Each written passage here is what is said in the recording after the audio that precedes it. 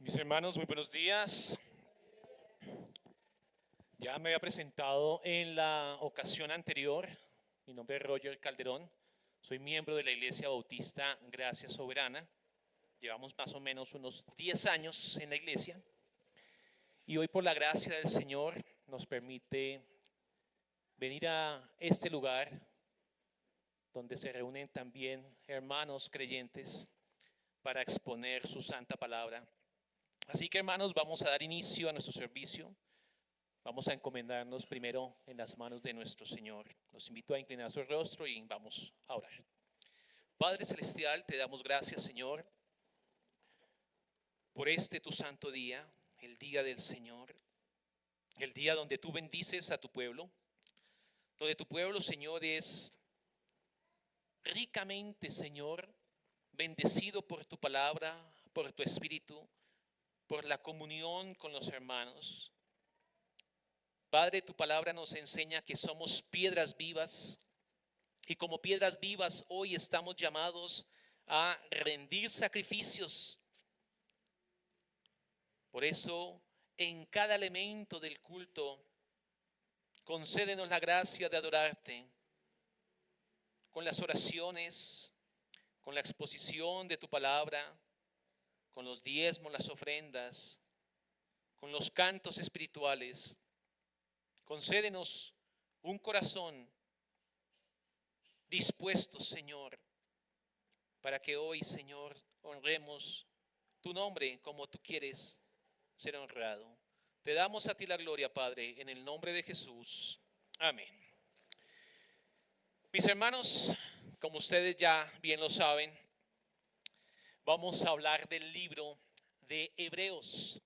Así que si tienen su Biblia a la mano, saquen su Biblia, tengan el texto a la mano, porque leer la palabra de Dios trae luz al alma. Mis hermanos, imagínense ustedes por un momento la siguiente escena celestial. Ángeles poderosos, resplandecientes, rodean un trono majestuoso. En ese momento no hay caos, no hay orgullo, no hay competencia, sino solamente hay adoración reverente dirigida solamente a Jesucristo, el Hijo eterno de Dios. Si pensamos en esta escena, esta es la escena que quiere traer el autor de Hebreos a esta iglesia de judíos cristianos. Recuerden que eran judíos cristianos que estaban siendo perseguidos por su fe en Jesucristo. Hermanos, vivimos en un mundo que busca líderes, que busca figuras, autoridad, hasta salvadores temporales. Pero el reino de Cristo es un reino eterno, es un reino de justicia. Jesucristo nos ofrece estabilidad y de eso vamos a hablar hoy. En estos versículos vamos a describir la majestuosidad de Cristo y cómo nosotros debemos vivir para Él. En este mensaje vamos a ver 4 verdades gloriosas. La primera verdad es: Cristo es superior a los ángeles. Cristo es superior a los ángeles. ¿Qué vamos a ver en este primer punto? Vamos a ver que sí, los ángeles son poderosos y la Biblia los ha mostrado de esta manera. Pero Cristo es su creador.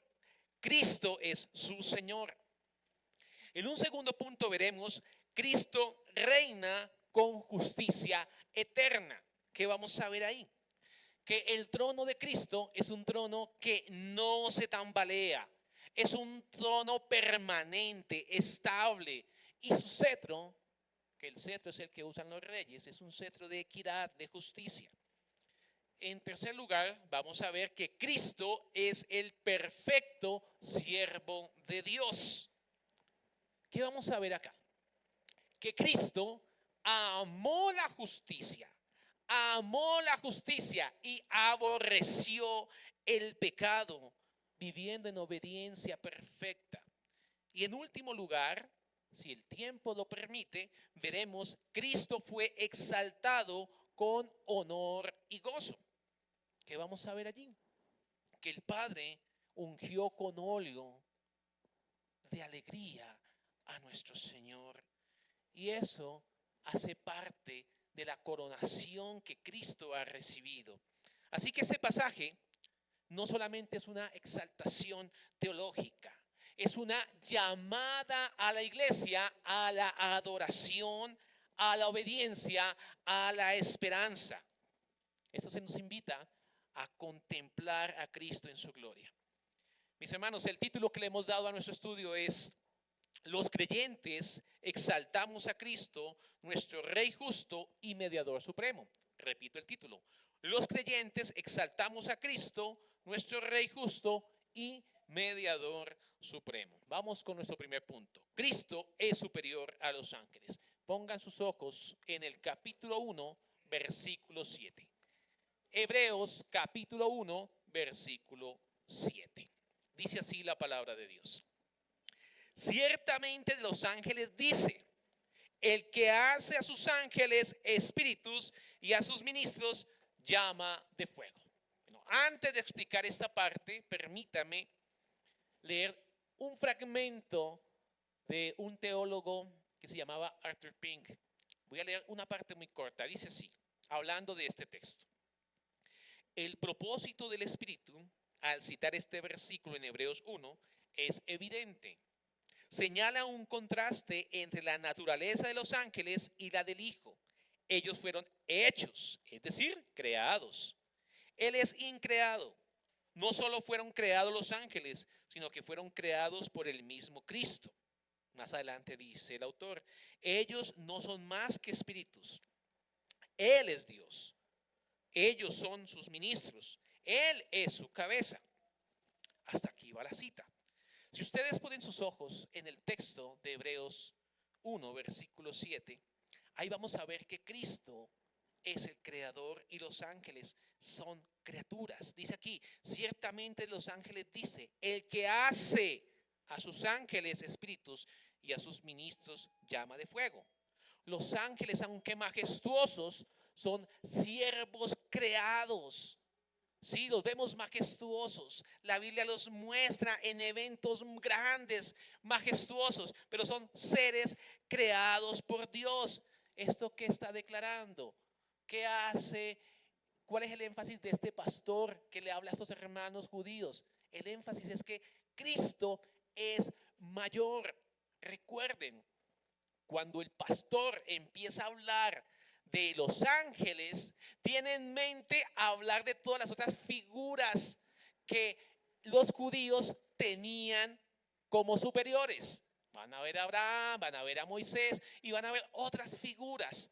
El templo, los sacrificios, y va a traer todo el desarrollo del Antiguo Testamento en su culto y en sus personajes, y van a mostrar a Cristo como superior. Hoy aquí el pastor solamente trae a los ángeles. Empieza con los ángeles. Dice: espíritus y llamas de fuego. Así mencionan a los ángeles, como espíritus y llamas de fuego. Aquí, ¿qué está mostrando? La naturaleza y la función de los ángeles frente a Cristo. Está mostrando su naturaleza. ¿Qué es lo que sugiere con espíritus y llamas de fuego? Está hablando de la velocidad, el poder, características que tienen los ángeles. Si ustedes ven el Salmo 104, versículo 4, allí usted va a poder observar estas características de los ángeles. Sin embargo, Cristo en el libro de Hebreos es presentado por el Espíritu Santo como Dios. Cristo es presentado por el autor de Hebreos, que la palabra de Dios es inspirada por el Espíritu. Está presentando a Cristo como a Dios mismo. Así que el rango de diferencia entre los ángeles y Dios es abismal. Dice Hebreos 1:6, ustedes ya tuvieron que haberlo visto en el domingo pasado: adórenle todos los ángeles de Dios. Los ángeles, aunque majestuosos, creados, le deben a Dios la adoración. El cordero que fue inmolado es digno de tomar el poder, las riquezas, la sabiduría. Eso dijo Juan en Apocalipsis 5, 11, 12, refiriéndose a Jesús, al cordero. Cristo es cabeza de todo principado, de toda potestad. Aquí el pastor le está diciendo a estos judíos cristianos, Cristo es superior a todo, superior a todo. Busquen en su Biblia Colosenses 2, versículo 10. Colosenses 2, versículo 10. Colosenses 2, versículo 10. Dice así. Busquen la parte donde dicen, y vosotros estáis completos en él, que es la cabeza de todo principado y potestad. En esta declaración está incluyendo a los ángeles como seres bajo autoridad. Aquí incluye toda la jerarquía espiritual. Toda jerarquía espiritual está por debajo y al servicio de Cristo. Así que Jesús no solamente es superior a los ángeles, sino que Jesús es el centro del plan redentor. Los ángeles, ¿qué? Son enviados por Dios para ministrar a los santos. Mientras que Cristo es quien salva, quien guía y quien gobierna de manera soberana. Hasta aquí quiero hacer unas aplicaciones. Pongan atención. Primera aplicación. Hermanos, amigos, no pongan su confianza en lo creado. No pongan su confianza en lo creado, sino en el Creador. En tiempos actuales donde hay tanta fascinación por lo espiritual, por lo místico, por lo angelical, debemos recordar que solo Cristo es digno de adoración, solo nuestro Señor Jesucristo. No busquemos ayudas en los ángeles, en santos que han muerto, en figuras intermedias. Nuestra fe y nuestra confianza solamente y únicamente debe estar en aquel que es superior a todos los seres celestiales creados, en Cristo Jesús. Permítame otra aplicación. Adore con reverencia al Rey del cielo. Si los ángeles poderosos se postran ante Cristo, al ver a Cristo se postran, cuánto más nosotros, redimidos por su sangre, debemos humillarnos delante de Él. Nuestra adoración debe ser ferviente, reverente, centrada exclusivamente en Cristo. Desde que usted sale de su casa, debe ser consciente que hoy en su día va a adorar a Cristo y debe empezar a humillar su corazón delante de aquel que es digno de que el hombre y toda su creación se humille. Aquí nos llama a servir a Dios, agradándole con temor y reverencia. Así lo dice este pastor de Hebreos en el capítulo 12. Sirvan a Dios, agradándole con temor y reverencia. Cristo no es un ayudante celestial. Él no ayudó a la redención, no, Él es Dios. Y Él lo que hizo fue darnos salvación por su obra en la cruz. Vamos a nuestro segundo punto. Cristo reina con justicia eterna. Cristo reina con justicia eterna. Hebreos 1, ponga sus ojos en el versículo 8. Dice así: mas del Hijo dice, tu trono, oh Dios, por el siglo del siglo. Cetro de equidad es el cetro de tu reino. Lo leo nuevamente. Mas del Hijo dice, tu trono, oh Dios, por el siglo del siglo. Cetro de equidad es el cetro de tu reino. Dice un teólogo, abro comillas. Mas del Hijo dice, tu trono, oh Dios, es por el siglo del siglo. Aquí el Espíritu Santo cita otro salmo. El pastor de Hebreos, esto para que lo tengan ustedes en sus notas, el pastor de Hebreos usa muchos textos del Antiguo Testamento porque sabe bien que su audiencia que eran judíos cristianos, conocían muy bien el Antiguo Testamento, conocían muy bien las prácticas que hacía su nación judía. Así que cuando él traía un texto a la memoria de su auditorio, de su audiencia, ellos sí sabían. Bueno, nosotros nos toca buscar lo que es lo que dice el texto, pero ellos se movían mentalmente en otro ambiente, porque ellos entendían muy bien profundidades teológicas, porque venían de una formación donde Dios se había revelado y era muy común estar escuchando todos estos salmos. Así que este pastor trae este salmo y les dice, de aquí, de este salmo, está hablando es de Cristo, del salmo. Entonces continúo lo que dice el teólogo. Aquí el Espíritu Santo cita otro salmo, el 45, para probar la superioridad del Mesías de Israel sobre los ángeles. El cetro del reino de Cristo entonces no es solo de poder ejercido arbitrariamente, sino un cetro justo. Piensen en lo siguiente, mis hermanos. Los que de pronto son comerciantes o tienen idea del comercio.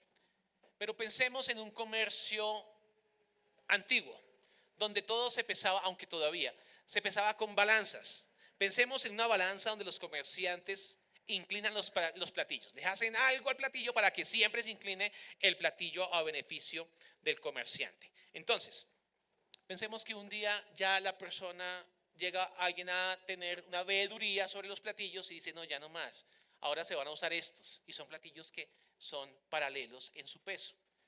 Jesús es nuestro gobierno, es nuestro gobernante justo. Él no se inclina ni se parcializa. Él no se corrompe.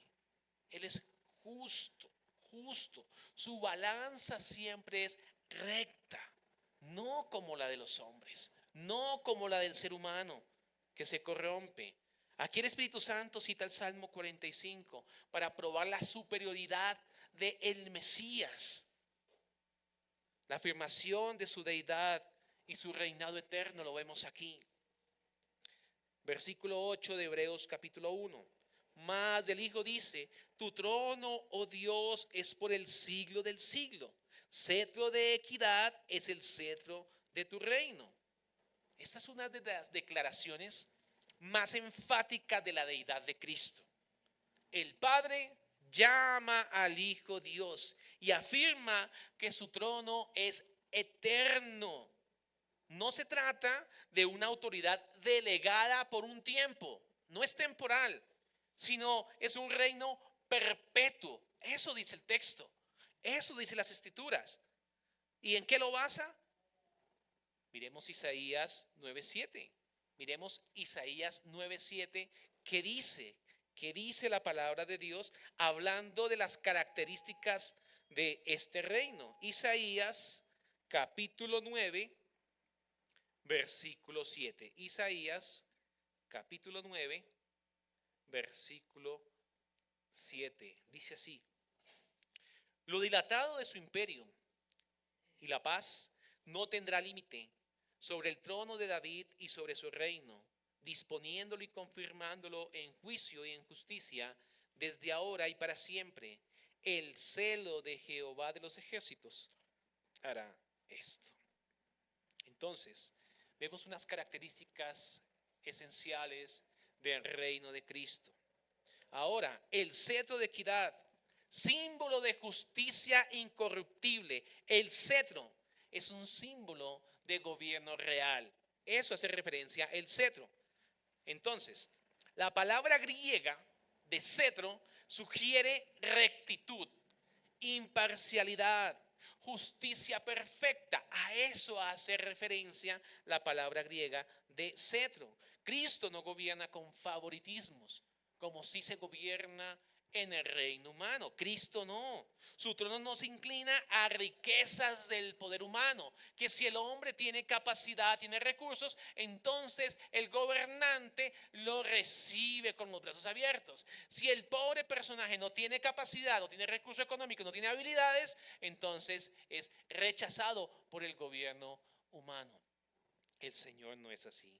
nuestro Señor, como dice su palabra, nuestro Rey Mesías, Él es justo.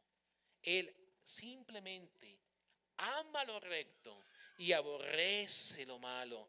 Eso lo vamos a ver en un momento. Pero también hay que entender y hay que tener clara la distinción entre el Hijo y los ángeles. Los ángeles son llamados ministros. Cristo es reconocido como Dios eterno en un trono. Ya empezamos a ver cómo este pastor empezó a separar a Cristo de los ángeles y lo llevó a un punto de que no hay comparación. Llevó a Cristo como Dios y llevó a Cristo como Rey y a los ángeles como servidores y ministros creados. Si vemos en Lucas 1, versículo 33, aquí nos habla también de la extensión de su reino, de la perpetuidad de su reino. Y aquí nos dice, y reinará sobre la casa de Jacob para siempre, y su reino no tendrá fin, no tendrá fin. La palabra de Dios nos habla de un reino glorioso, incomparable, que no tendrá fin.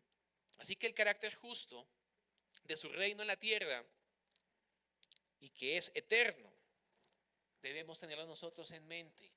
Un reino justo y eterno.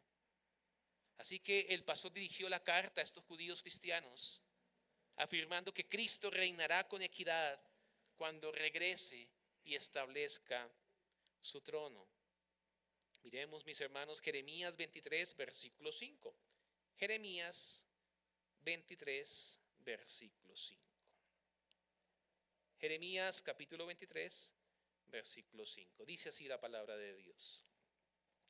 He aquí que vienen días, dice Jehová, en que levantaré a David renuevo justo, y reinará como rey, el cual será dichoso, y hará juicio y justicia en la tierra. Aquí vemos el carácter justo de su reino en la tierra. Permítame dos aplicaciones antes de pasar a nuestro siguiente punto. La primera, confiemos en el reino inmutable de Cristo. Cuando el mundo parece gobernado por tanta injusticia, por tanta corrupción, Hebreos 1:8 nos está recordando que hay un trono más alto que cualquiera para el ser humano. Cristo reina, es el único que reina con equidad desde los cielos. Y pronto su justicia será manifestada en la tierra. Así que, hermanos, vivamos confiados en su soberanía. En un mundo malo vivimos, caído, en un mundo perverso, pero confiemos en aquel que reina eternamente. Segunda aplicación, vivamos como ciudadanos de un reino justo. El rey justo nos llama a reflejar su carácter. Si usted ha sido unido a Cristo, usted se arrepintió, creyó en el Señor, hace parte de su pueblo, usted, hermano, usted, hermana, debe reflejar el carácter de Cristo. No podemos ser súbditos de un reino de equidad y vivir con injusticia. No podemos decir, sí, yo hago parte de este reino y soy un injusto. Reflejemos el carácter de Cristo. Dice en Miqueas 6:8, y aquí lo resume lo que hemos visto. Dice, oh hombre, Él te ha declarado lo que es bueno. Y más adelante dice, hacer justicia, amar misericordia y humillarte ante tu Dios. A eso nos llama el Señor. Vamos a nuestro tercer punto. Cristo es el perfecto siervo de Dios. Cristo es el perfecto siervo de Dios. Busquen ahí en Hebreos 1, versículo 9. Hebreos 1, versículo 9. Dice así la palabra de Dios. Has amado la justicia y aborrecido la maldad. Solamente vamos a esta parte. Has amado la justicia y aborrecido la maldad. Dice Arthur Pink hablando de este punto. Primero, amó la justicia. Justicia significa hacer lo que es recto. Desde niño mostró un compromiso absoluto con los intereses del Padre. Esta obediencia fue voluntaria, gozosa y constante, revelando que no solo cumplió la ley, sino que la atesoró en su corazón. Porque amó la justicia, Cristo aborreció la iniquidad. Ambas cosas son inseparables. No puede existir una sin la otra. Donde hay amor verdadero por Dios, también hay aborrecimiento por el pecado. Permítame aquí una ilustración, mis hermanos, para poder abordar este punto. Un músico puede tocar las notas correctas. Puede ser en su piano, en su guitarra, en su instrumento de viento. Pero si este músico no ama la música, no disfruta la música, su interpretación va a ser fría, va a ser sin alma. En cambio, quien ama la música, interpreta el instrumento, transmite pasión, autenticidad, hay belleza en la música. Así fue la obediencia de Cristo.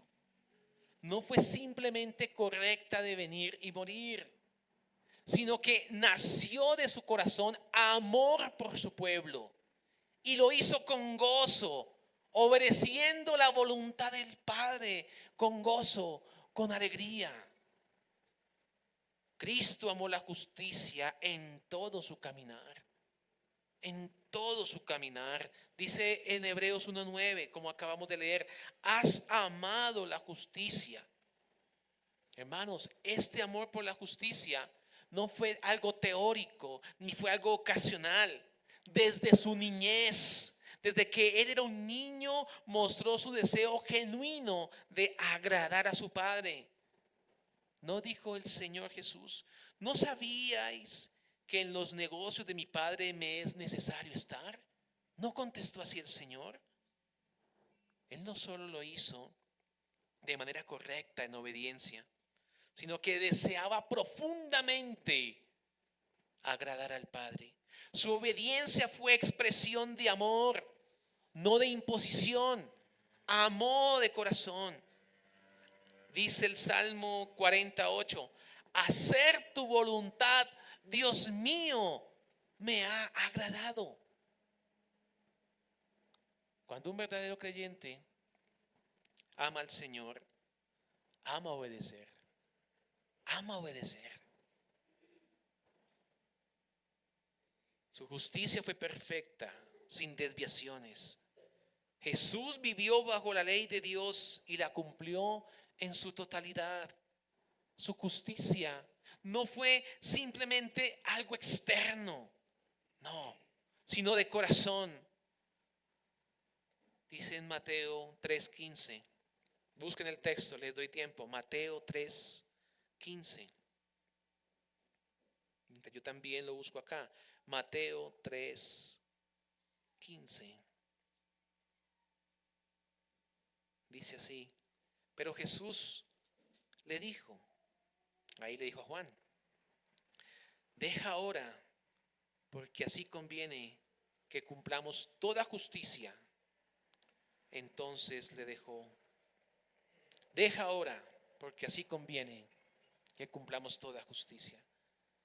Cada pensamiento, cada palabra, cada acción de Cristo fue en línea con la voluntad del Padre.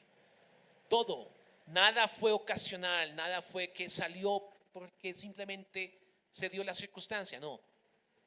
Todo lo que Jesús pensaba, hablaba, cómo reaccionaba, todo lo que el Señor Jesús hacía, lo hacía en línea con la voluntad del Padre. Su obediencia fue perfecta. Fue tentado en todo, según nuestras semejanzas, pero sin pecado, dice la palabra de Dios.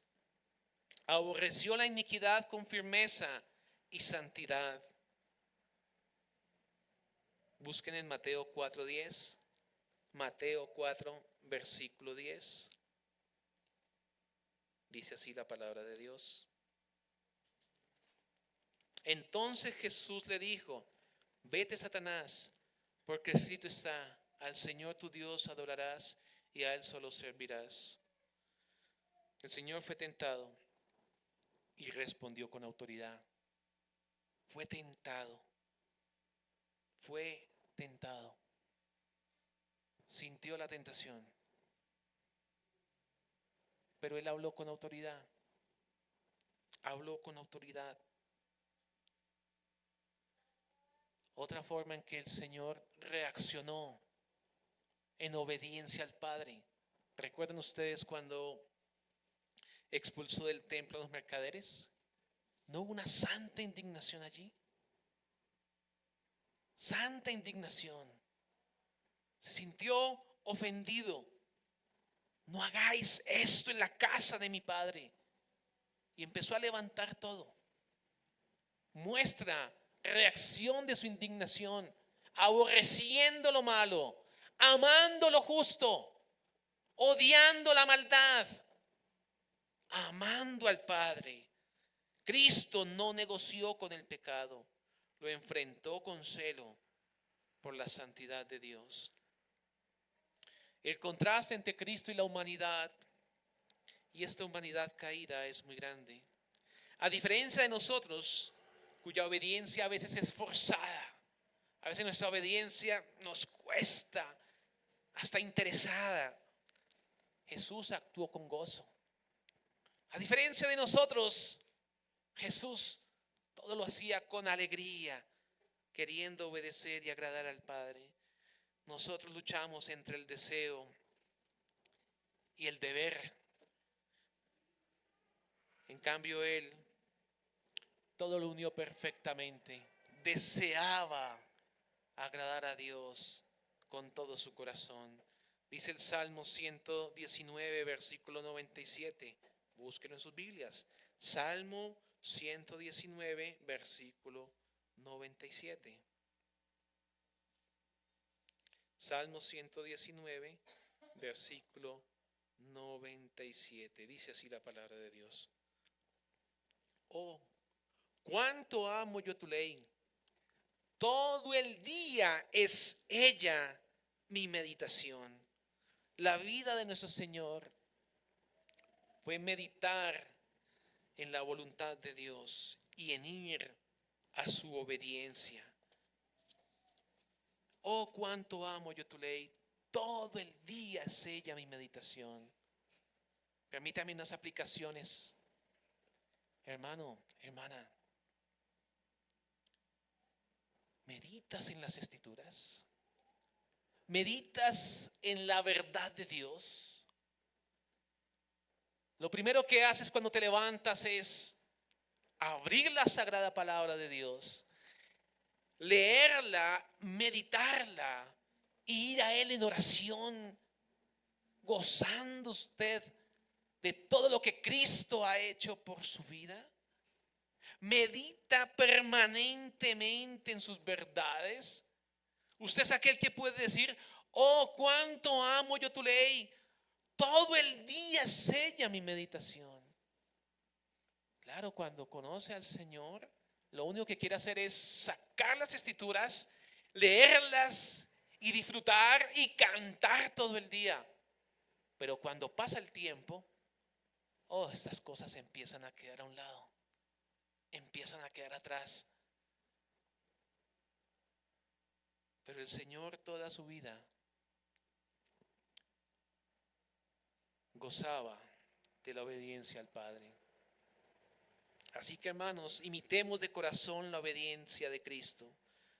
Dios no busca simplemente acciones correctas. Él no quiere que nosotros creyentes actuamos solamente correctamente, sino un corazón que lo ame, un corazón que ame lo recto. Debemos cultivar un amor genuino por su palabra y por sus caminos. Obedecer con alegría. Obedecer con alegría. Eso es lo que refleja que el Espíritu está en la vida de esa persona, que obedece con alegría. Ahí hay una evidencia.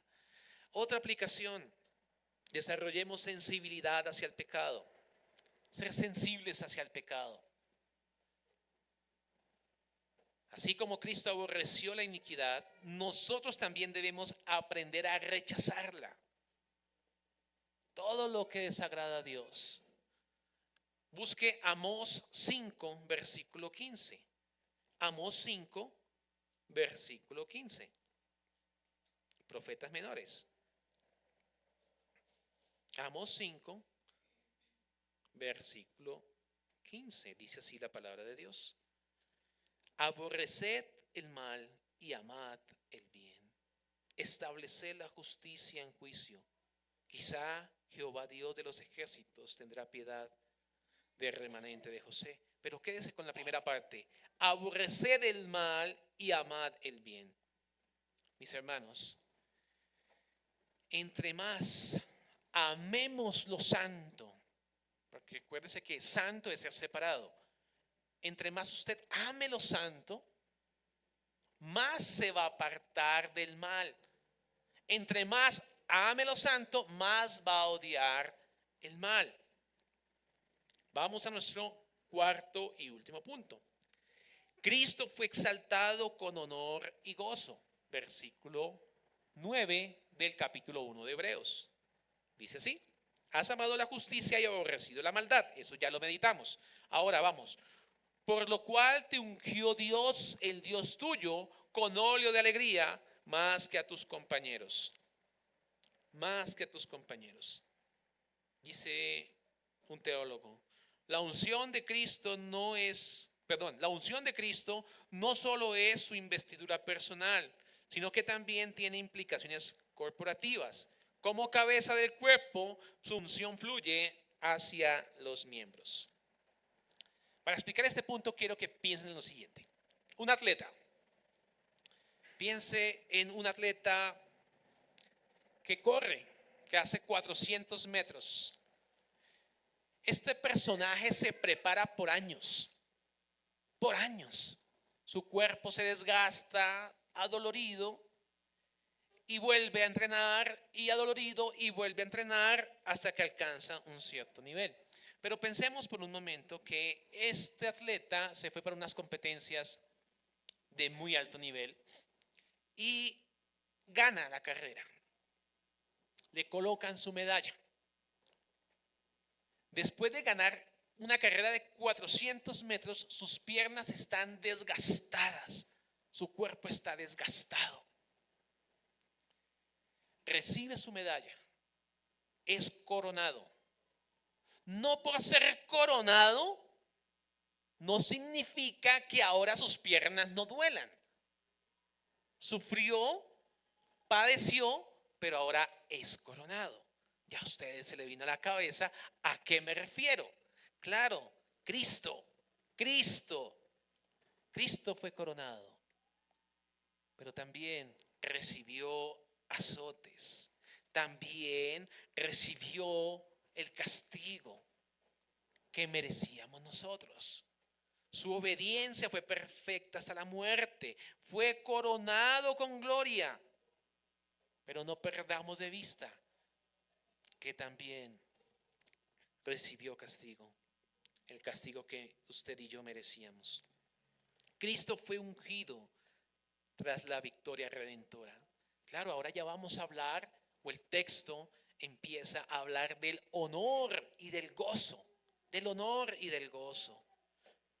Por lo cual Dios, el Dios tuyo, te ungió con óleo de alegría más que a tus compañeros. Aquí algunos teólogos no saben por cuál irse. Si se refiere a los compañeros ángeles o a los compañeros que eran los profetas, los reyes o a todos los creyentes. Pero lo que sí comulgan todos los teólogos de este punto es que Cristo es superior absolutamente a todos. Ya sea que el autor se haya referido a los ángeles o sea que se haya referido a otro tipo de creyentes, Cristo es superior a todos. El óleo de alegría, símbolo de honor supremo. En el Antiguo Testamento los reyes, si usted recuerda bien, eran ungidos con aceite. Era la manera como se utilizaba en ese entonces. Así que era una ceremonia que apuntaba hacia un reinado, hacia una excelencia, con óleo de alegría. No solamente expresa poder, está expresando también gozo, gozo divino, aprobación del Padre. Ha sido aprobado por el Padre. Por el gozo puesto, dice Hebreos 12, versículo 2, por el gozo puesto delante de él, sufrió la cruz. Por el gozo. El gozo ahora es pleno, es eterno, es glorioso. Cristo exaltado sobre todos sus compañeros. Sobre todos sus compañeros. Ya sea que sí, que tal vez algunos teólogos tengan razón y solamente hable de los ángeles. O tal vez otros teólogos tengan razón, hable de reyes, profetas, cristianos redimidos. Pero todos los compañeros a que refiere el texto, Cristo es superior. Y así como lo dijimos en el comienzo, la unción fluye a su pueblo. Si Cristo es la cabeza y fue coronado, y fue coronado y ungido, empezó a bajar a todo el cuerpo, a toda la iglesia, a toda la comunidad de creyentes. Así que, hermanos, aquí tenemos un gran consuelo. Cristo ha sido coronado y la iglesia es bendecida porque Cristo ha muerto, ha resucitado y ha sido coronado. Permítame 2 aplicaciones cortas y terminamos. Primera, glorifiquemos al Cristo exaltado en nuestra adoración.